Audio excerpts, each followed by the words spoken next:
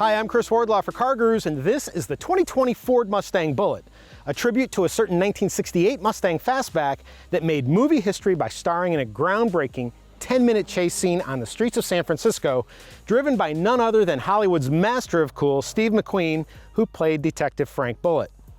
Realizing how much driving enthusiasts love the movie Bullitt and the car used in the film, Ford built its first Mustang Bullitt tribute car nearly 20 years ago for the 2001 model year.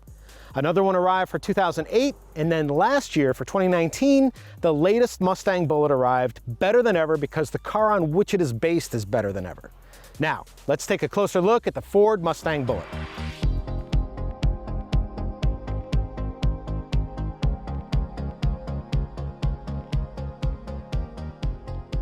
Ford bases the Bullitt on the Mustang GT Premium Fastback equipped with the Performance Package, so the car's not cheap. The base price is $47,705, and this test car has all three of the primary options. An electronics package adds a blind spot warning system with rear cross traffic alert, a navigation system, a Bang & Olufsen premium sound system, and memory settings for the driver's preferences. This car also has Recaro performance seats with racing harness pass-throughs and a MagneRide adaptive damping suspension. All in, the test car's price comes to $54,290, including a gas guzzler tax of $1,000 and a destination charge of $1,195. For those keeping score, that's quite a bit more affordable than one of the two surviving movie cars sold for earlier this year, which was a cool $3.74 million. When Ford created the latest example of the Mustang Bullitt, it wanted the car to capture the effortless cool of Steve McQueen's Frank Bullitt character. What makes it special, aside from its association with the greatest chase scene in movie history, is the exclusive Dark Highland Green paint, but you can also get the Bullitt in Shadow Black if you prefer. Highlights include subtle chrome accents around the windows and a clean, unadorned grille, a deleted rear spoiler, and 5-spoke dark finish wheels with a machined surface lip.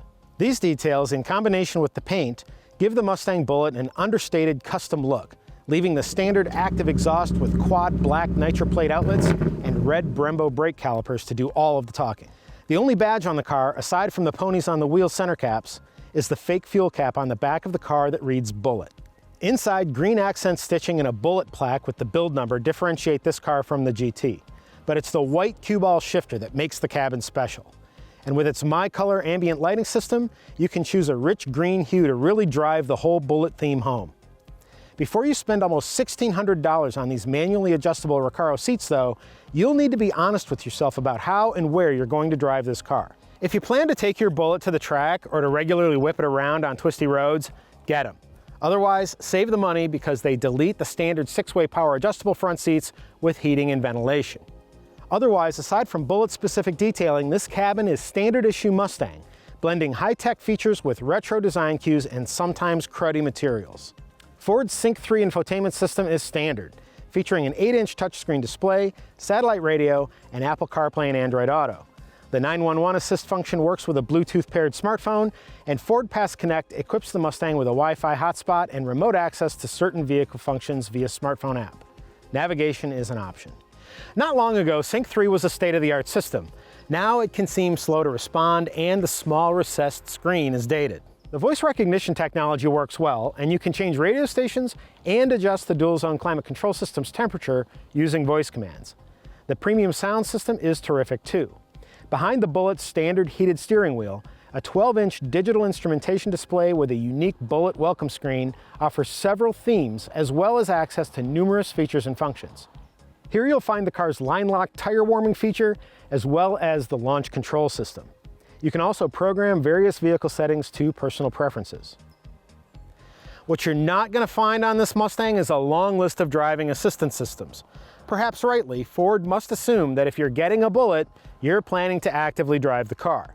Still, given the relatively roomy 13.5 cubic foot trunk, which makes the Mustang Fastback perfect for a road trip for two, a few more driving aids would be nice for those long freeway slogs. At the opposite end of the car, a familiar 5-liter V8 engine resides under the hood.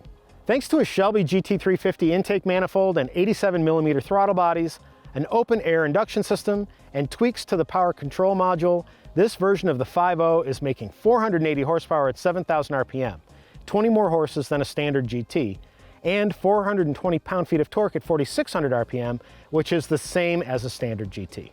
And as is true of any Mustang, regardless of engine type, you need 93 octane fuel for maximum output.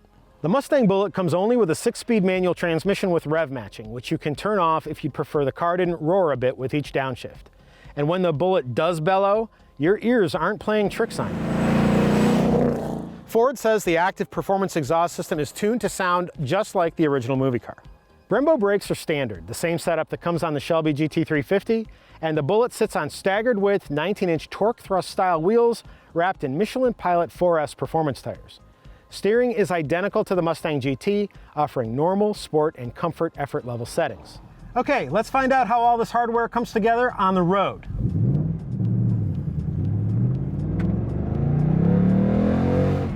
Ford claims that a Mustang Bullitt will top out at 163 miles an hour, so I only used about half of its potential in terms of overall velocity.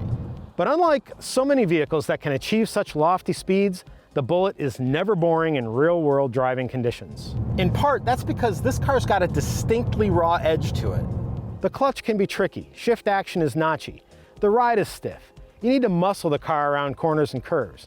And unless you switch to quiet mode, the exhaust is never shy about making your presence known, especially given how high the engine needs to rev in order to access the bulk of the power.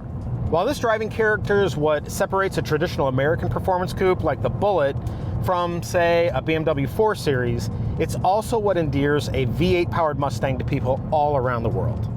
At the same time, the current crop of Mustangs is nothing like those of the past.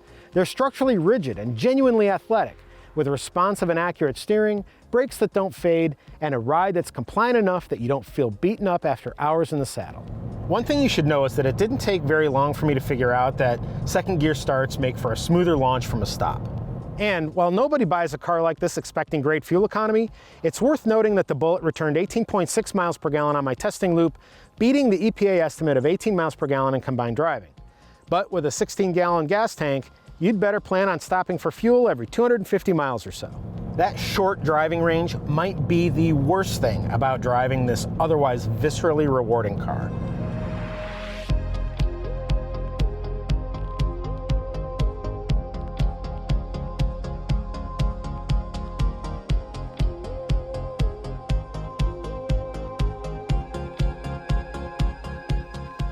Every version of the 2020 Ford Mustang, from the affordable base model with its optional high-performance package to the monstrously capable Shelby GT500, is outfitted for track-capable performance right out of the Michigan factory that builds the car.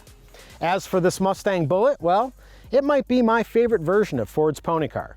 This combination of understated good looks, manual-only transmission, impressive performance, and exclusive nature appeals the most to me. In fact, if not for the fact that it's summer, I might have been inspired to put on a turtleneck sweater, a tweed jacket, and a pair of Persols just to shoot this video. But let's face it, I could never be as cool as Steve McQueen, or this car. Be sure to read my full review of the 2020 Ford Mustang at CarGurus. And if you found this video helpful, don't forget to subscribe to our YouTube channel. For all of us here at CarGurus, thank you very much for watching.